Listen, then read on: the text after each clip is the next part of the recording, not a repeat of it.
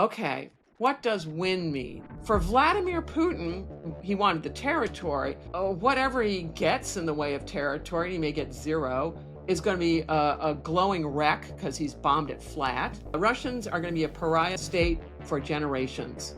So, at a minimum, Vladimir Putin is probably going to be stuck at home with an economy that gets smaller and smaller and smaller or doesn't grow as fast. The czars of Russia took territory from the Chinese sphere of influence greater than all U.S. territory east of the Mississippi. And China has a history of being angry about that. So the question isn't whether the Vlad-Xi bromance is going to break down, but when.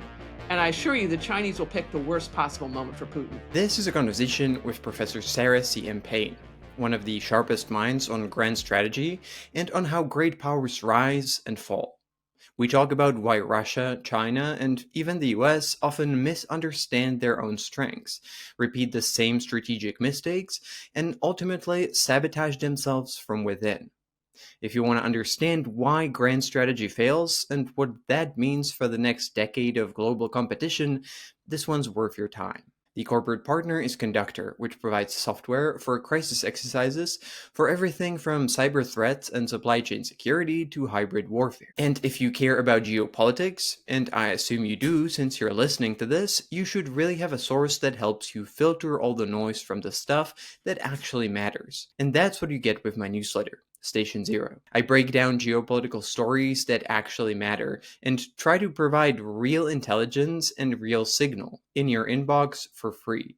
And you can find the link to become a subscriber in the description. And now, enjoy the conversation. Well, so welcome to the podcast. Thank you. Before I begin, I have to make a disclaimer. The views I'm going to express are my views. They do not necessarily reflect those of the U.S. government, the Department of Defense, or the U.S. Navy Department, let alone the Naval War College where I work. So that's clear. If you've got any complaints, complain to me because I'm the originator of whatever ideas are going to come across now. I sure will do that, or anyone who's listening. But today, the reason I invited you today to talk mainly about one of your main subjects of expertise, which is basically what's called a grand strategy, which doesn't get as much attention as I think it should, as we tend to focus a lot more on what's happening at the moment and how we respond to the crises that are going on, and not really about the bigger, more long-term picture and visions and strategies that countries pursue or not pursue.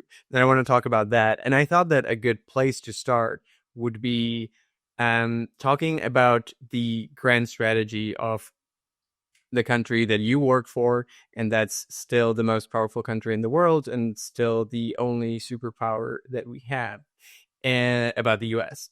And I guess when I think about this, or when I thought about this issue, from my perspective, I'm not actually sure if today the United States actually do have a grand strategy, or if a follow-up question could be if they need one. It seems to me that when I look at how countries pursue their foreign policy goals, it would seem that the more autocratic countries like Russia or China tend to be the ones who actually do have a grand strategy that they pursue. So I'm wondering if, the United States, in your view, actually has a grand strategy, and if it's even possible for democracies to have one, since they have a leadership that changes quite radically, or can change quite radically, every couple of years. You have lots of questions embedded in there, and I will try to organize my thoughts appropriately, but I'm going to start with terminology so we know what we're talking about. So grand strategy, the way I'm going to use it, is the integration of multiple instruments of national power to achieve national goals. And most countries do have goals. I mean, I want to increase the prosperity of my citizenry, these sorts of things. All Western governments have cabinets or their equivalents, which those are the elements of national power. Those are the portfolios you bring together and you start discussing with each other on how to do things. So that's grand strategy. But I'm going to get 3 more terms out here before I get going because they may come up later. In military strategy, or warfare, there are 3 levels. There's the tactical level, and that has to do with I have a tank, it has certain capabilities. I have a unit of people that has certain capabilities, can do certain things, has certain logistical requirements. Then there's the operational level, which is I have a battle or a series of battle, and I have certain operational objectives. Maybe take that hill or destroy that army, those sorts of things. But then there's a strategic level of warfare. Great. Why are you even fighting this war? It's presumably for you want the country simply to roll back. Is this the road to regime change, or is it who knows what it is? So, but grand strategy goes beyond warfare to peacetime and security of your country long term. So does that make sense? You got this whole tier of different things. And then you asked me about democracies, whether they could even have strategies. And I think I'm going to guess, and then you're going to correct me, that the origination of that question is, well, I look at democracies and it's so chaotic. There are these political campaigns, all these parties are saying all these different things. True, they are, but that's how the sausage is made. And elections are a great way that strategy is reassessed. Because if one party or one coalition hasn't got its act together, or voters think they haven't, they'll vote them out of office. But in terms of do people not have goals? Of course they have goals. Now, whether their grand strategy is grand in the sense of really good or really incompetent, that's a completely different matter. So the notion that you're going to use elements of national power to achieve your goals, everyone wants it. And that's just inherent in governance. Whether it's very effective or not, that's a different matter. And then the implication of your question is a criticism of democracies, of all this chaos and discussion and that sort of thing, compared to autocracies that just decide and act. You're going to watch, I believe, over the course of your life, while Putin and Xi Jinping in power, that they're going to be doubling down on bad decisions. That's what they've been doing in both cases. Well, Putin for a couple of decades and Xi Jinping for a decade. And this is the problem with dictators, right? They don't like hearing the counter argument, which would be the opposing political party, which helps keep you honest. And they double down on stuff, and then they look increasingly towards what are my personal interests, as opposed to, if you have elections, you have to define national interests with some connection to voters, right? Isn't that the problem with Putin and Xi? Is their their interests are all about territorial aggrandizement, or in the case of Xi Jinping, maintaining the monopoly of the communists to run the show, even though their track record is horrendously bad in China, the communists. It's only when they ditched part of communism they got better under Deng Xiaoping. So there are different things going on there. And then your question was, what is American grand strategy? For ever, it has been about gradually evolving towards a rules-based order, even though the United States breaks these rules along with a lot of other people, so that we can minimize our transaction costs with each other, so that we can conduct trade and prosper. And if you're thinking it's a rules-based order that's based on all these international institutions, the UN, there are regional ones like the EU, there are military ones like NATO, and economic ones, the World Trade Organization. The idea is that we need to institutionalize the way we interact with each other. It's the ultimate shared governance. Are we there to that? No. Will you be there at the end of your life if you live a long life? I doubt it. It's an evolving dynamic status quo. So when you say the United States is a status quo power, it's not in the sense of we freeze, however crummy things are now, that they're going to stay that way. It's rather this dynamic one. And then there's another piece. I think political scientists have unwittingly done all of us a great disservice by talking American political scientists by talking about how the United States should be the hegemonic power. And then there are certain people in the United States who glom right onto that one.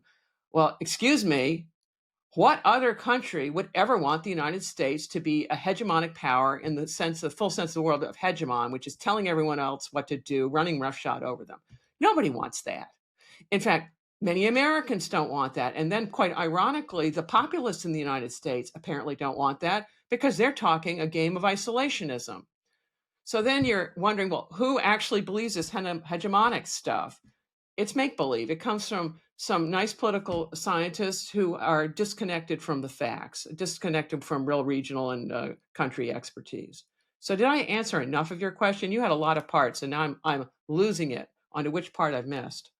I think what led me to this question initially was partly a criticism that yes, democracies can be chaotic and it can be hard to agree on a shared vision, but more so that if I look at Western foreign policy and geopolitical decisions in the past, let's say 20 years, and I'm mainly talking about the US, but Europe as well. Europe is just not as influential, but the West overall, what we tend to be doing seems to be mostly reactive or almost always reactive, responding to something that has happened and often responding without necessarily thinking too long about what the consequences might be down the line, rather than actually pursuing some kind of a thought out strategy that we have and that everyone agrees on.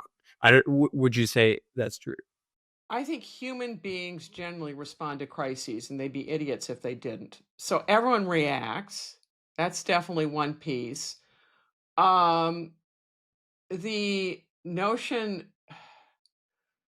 that you're gonna have some orderly process, highly, we have fabulous. I'll give you. I'm gonna flip it around. So I'm gonna take what you've just been said, and I'm gonna apply it to NATO. You look at NATO and go, 32 countries. Takes them forever to agree on anything. It just goes on and on and on.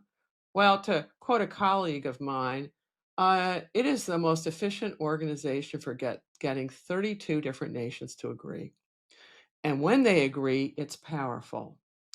And this is the strength of the West. So you're looking at it and going, it's chaos. Only if we had a dictator, wouldn't that be?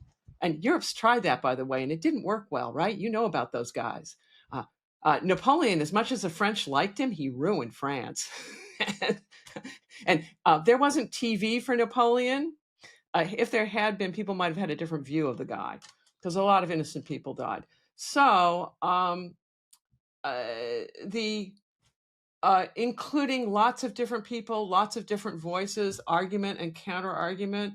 It means that when the strategy arises, it is reflecting many, many people's expertise and views, and that's a strength. Just a quick break here to let you know that the corporate sponsor of this podcast is Conductor, which provides software for crisis exercises for everything from cyber threats and supply chain security to hybrid warfare. Thank you, Conductor, for sponsoring this podcast. And now, back to the conversation. I would still say it's an interesting, I think, discussion, but I would still say that maybe we do, as the West, have sort of a crisis of maybe not a grand strategy, but strategic thinking and having actual strategic goals that we then pursue. I think if we look at, for example, the NATO engagement in Afghanistan, where we've spent a lot of time, but probably we didn't necessarily have much of a plan, and then we've left without maybe having much of a plan for that either. But even if I look at, Ukraine, for example, you could argue that we don't have much of a strategy for where, and, talking probably mainly about the US as well, what is the goal that it's trying to get to? Okay, I'm not an expert on Ukraine. Let me get to Ukraine next. I'm going to back up first to, again, add a framework, which I think helps understand. Well, at least helps me understand, or I think I understand. In my lifetime, it was dominated entirely by the Cold War until that ended, circa 1991, when Soviet Union falls apart, or 1994, when all Russian troops come out of Eastern Europe. You pick your date somewhere, and then it ended. And then we had this wonderful inter-Cold War period when the United States and Russia and China, by the way, because this is when Deng Xiaoping is having his reforms, we stopped funding insurgencies and countering each other's insurgencies all around the world, which meant all of a sudden you got this compounded growth happening in the global South. And it was a pretty good 2 decades compared to other decades, compared to all the massive proxy wars that were going on in the Cold War. I believe we're in Cold War number 2, sad to say. It is going to depress growth rates because we're going to be spending time countering each other and fighting each other instead of building societies. And the time frame I would pick for this is somewhere 2012, 14-ish. 2012 is when Vladimir Putin, Vlad the Bad, decides he's going to break term limits and come back. And he puts down protests in Russia, but Russians don't like that. And then Xi Jinping, who's going to be the neo-Maoist. That's when they come in. And then you can go to 2014, when Vlad the Bad doesn't do little things as he'd done formerly in Chechnya and Georgia, but goes big time into Ukraine, taking major hunks of territory. And it took the West a while to figure out that this was the case. We're in Cold War II. I think it's the Ukrainian 2022 invasion that's just a confirming piece of evidence. And we'll see if Xi Jinping tries to work his magic on Taiwan. So we're in a different world. It is going to take us time to reassess. It is going to take us time to build the institutions to deal with all of this. Now to go back to the disappointing wars, these long wars. The World War II generation, the veterans who ran the Cold War on all sides, were really alert to the costs of global war. Brezhnev was a veteran. Most of our presidents all were, all the way through George Bush Sr., right?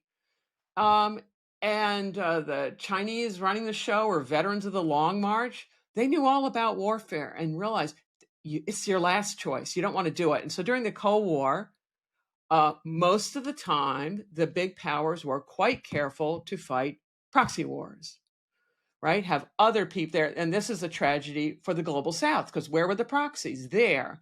Where were the dying by the millions? There. So there were huge costs. It was a miracle for them when that ended, when we stopped funding all the stuff going on. So then you get to the inner Cold War period, and you have Bush Jr., who was elected by the skin of his teeth. The Supreme Court decides to read Florida election results, Florida having George Bush's brother was governor at the time. And it was really squeaky that George Bush Jr. becomes president instead of Al Gore. Who knows whether Al Gore made different decisions. You got the 9/11 attack. Of course, you're going to get the United States doing something about that. But then once Al-Qaeda has been booted from Afghanistan, George Bush Sr., when he did the Gulf War about Kuwait, he got Iraq out of Kuwait, 100 hours of this, and then he's out of there. It's called mission accomplished. We are done.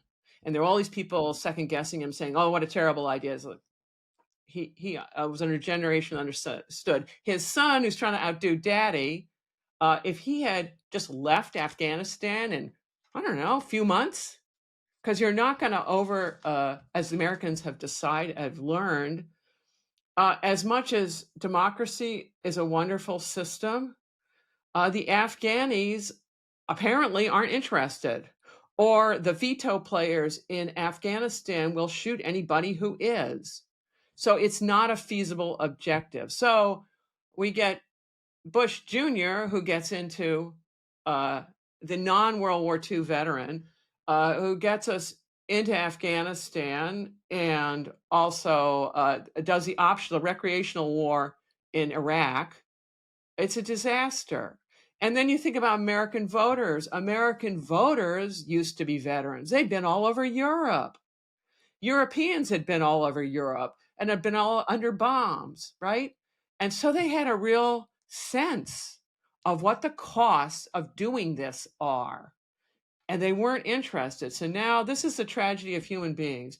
Do we, Homo sapiens, require the searing tragedy in order to do the sensible things? And if you think about the institutions that have held the peace for so long, they're built by the conscripts of World War I, both American and especially European, who were just ruined by these crazy military strategies of go up and over the trench and see what happens. I know exactly what's going to happen. And incredible. Goes on all sides. The militaries are running World War I without civilian supervision. That's a whole other story. And then they come back to raise families, and it's the Great Depression. So then, strategic leadership time, they're of the age, they're sending their children to war. And they're the ones who in Europe and the United States got really serious about institution building. And you, as a European, should be tremendously proud of the European enterprise. It starts out, was in 52 with the steel and coal community. And then in 58, you're getting the European Economic Community. And then at the end of the Cold War, you're getting Maastricht and the European Union.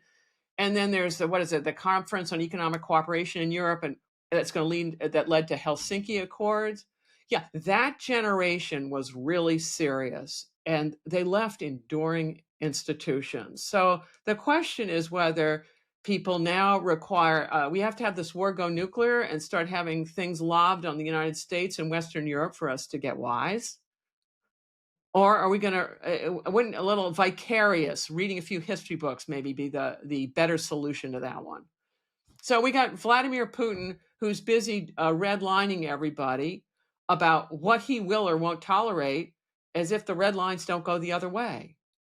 Even if they're not stated, eventually he'll cross one. And then his country's already, you were asking about winning the war. Okay, what does win mean? For Vladimir Putin, he wanted the territory. Whatever he gets in the way of territory, he may get zero, is going to be a glowing wreck because he's bombed it flat. Russians are going to be a pariah state for generations unless they come around to the negotiating table and make some kind of amends to Ukraine. And they won't want to do that, right? So at a minimum, Vladimir Putin is probably going to be stuck at home with an economy that gets smaller and smaller and smaller, or doesn't grow as fast. So that if the West keeps growing fast and Russia grows just a little bit, you have this big difference. That's what went on in the Cold War. He's also dumped his military arsenal, Cold War, all that equipment that had been accumulated, he's dumped it on Ukraine. Okay, Ukraine was never an enemy of Russia.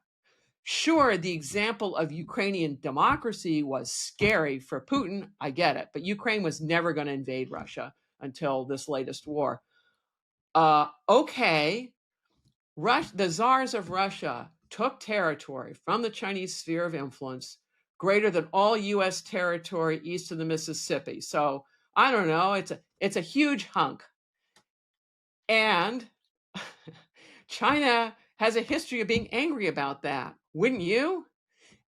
Moreover, Vlad the Bad has said border treaties don't matter, right? That's why if you've got a historical right to a place, you should be able to go take it. That's Vladimir Putin. Well, that would apply absolutely to Siberia. That actually has the resources that China needs, particularly water, and Lake Baikal, which has 20% of the world's surface fresh water that can be piped to North China that is facing a critical water shortage.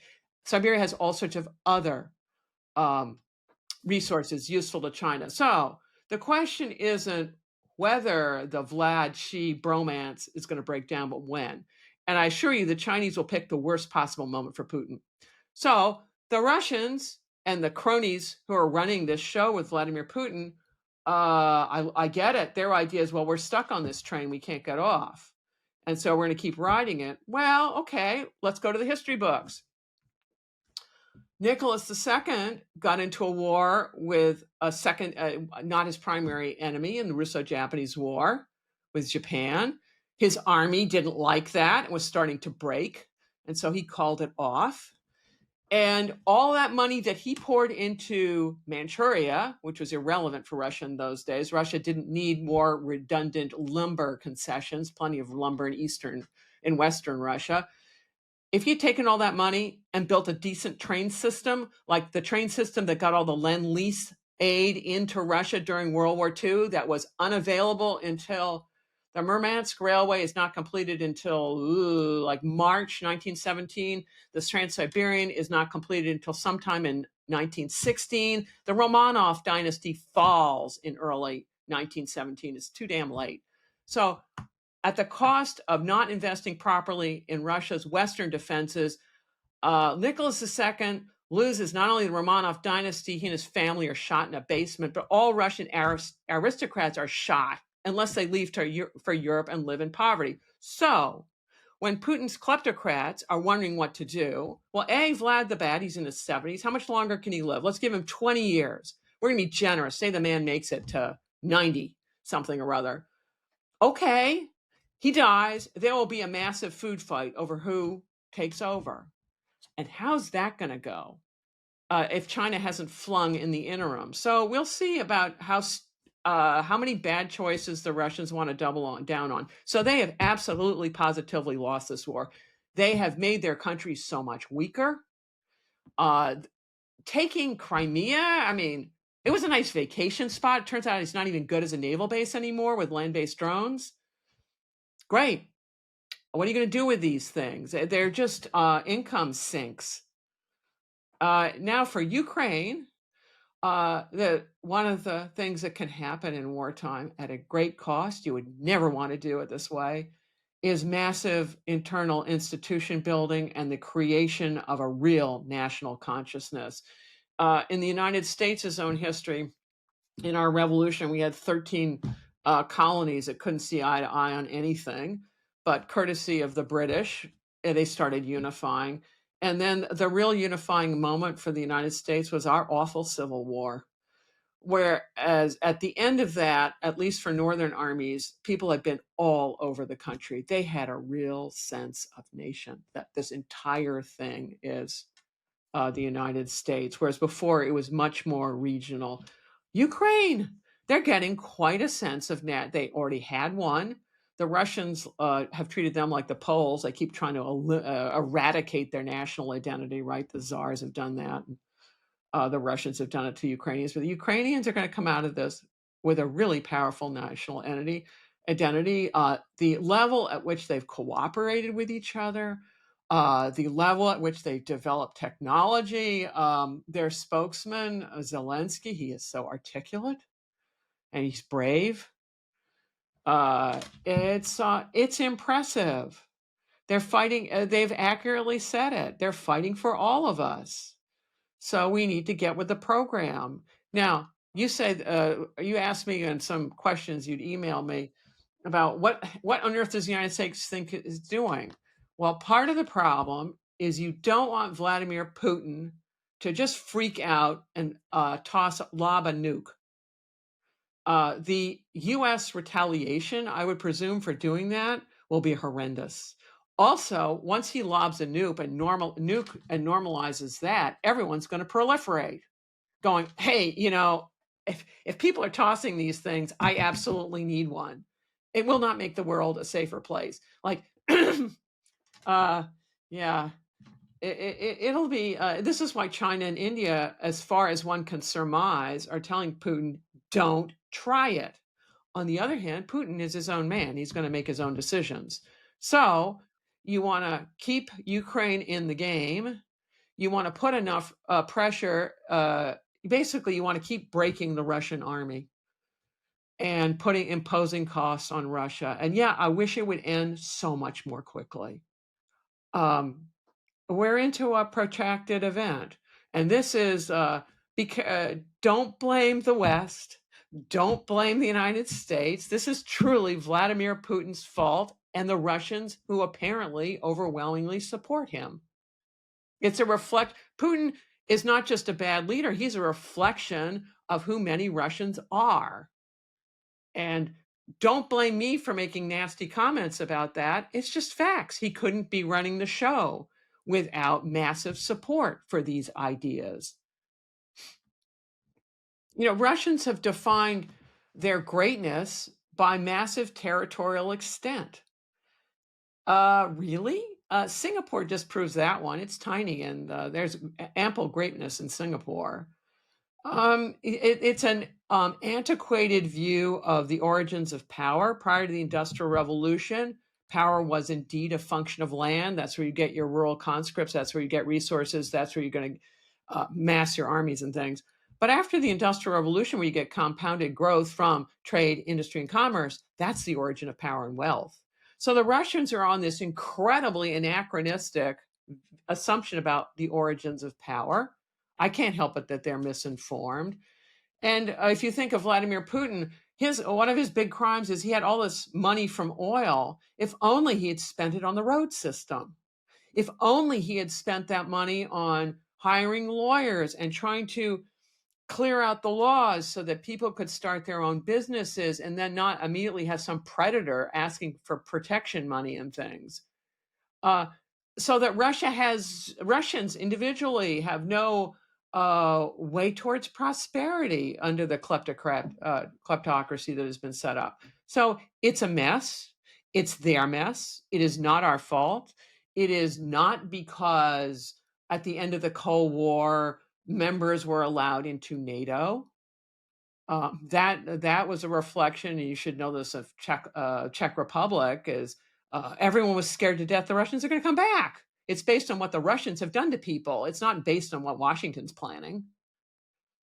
So, well, I want to talk about China as well to, go back to what you said about the U.S. grand strategy and how its main goal is to basically maintain the international rules-based order.